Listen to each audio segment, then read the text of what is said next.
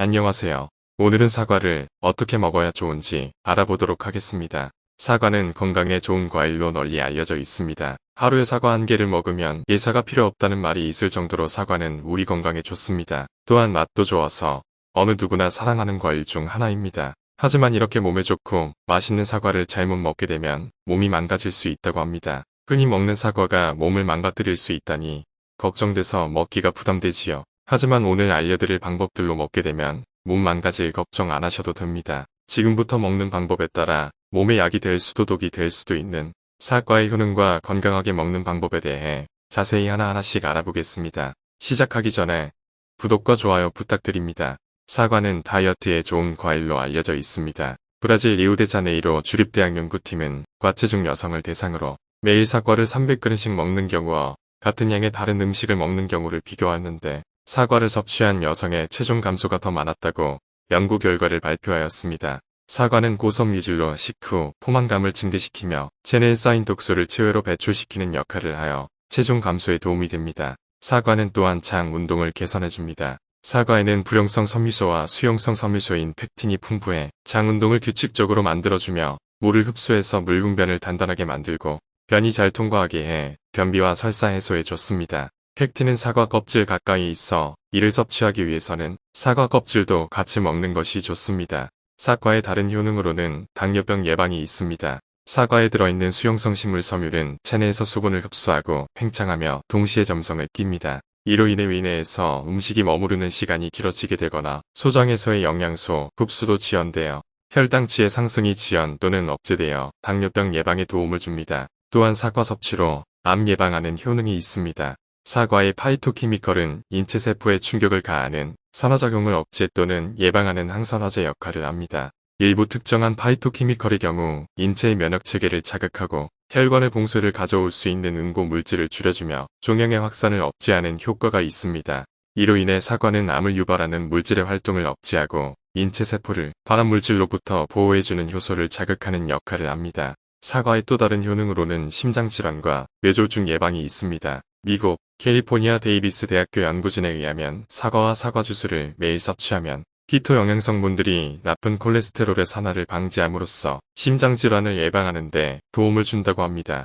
또한 뇌졸중에 걸릴 위험도 줄일 수 있어 사과 또는 사과 주스를 매일 섭취하는 것이 좋습니다. 사과는 건강에 좋은 과일이지만 잘못 먹으면 몸에 해로울 수 있습니다. 건강하게 먹는 방법을 알면 걱정할 필요가 없습니다. 사과의 효능을 최대한 누리기 위해서는 다음과 같은 방법으로 먹는 것이 좋습니다. 사과를 건강하게 먹는 첫 번째 방법은 갈변된 사과는 먹지 않는 것입니다. 갈변된 사과에는 유해한 성분이 생길 수 있기 때문입니다. 먹다가 남은 사과를 밀폐용기에 담아 냉장고에 넣어두는 것은 굉장히 위험한 습관입니다. 이렇게 하면 사과가 쉽게 상하고 갈변될 수 있습니다. 따라서 먹다가 남은 사과는 바로 버리거나 다른 방법으로 처리하는 것이 좋습니다. 사과 껍질은 사과의 독성 물질이 생기지 않도록 보호하는 역할을 합니다. 하지만 껍질에 상처가 생기거나 사과를 자르게 되면 산화 반응이 시작되어 갈변 현상이 일어납니다. 갈변된 사과를 먹게 되면 몸에서 활성산소가 생성됩니다. 활성산소는 체내에서 살균 작용을 도와 인체를 도와주기도 하지만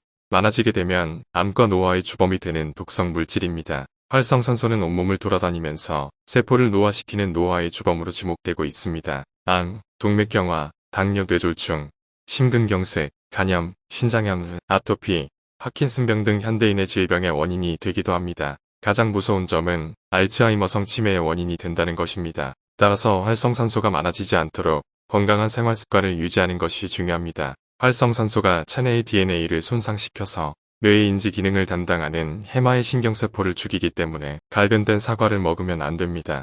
깎은 사과를 소금물이나 설탕물에 담가두어서 산소와 사과의 접촉을 막아주면 갈변을 막을 수는 있지만 계속 담가둬야 하는 단점이 있습니다. 따라서 깎아서 바로 드시는 것이 좋습니다.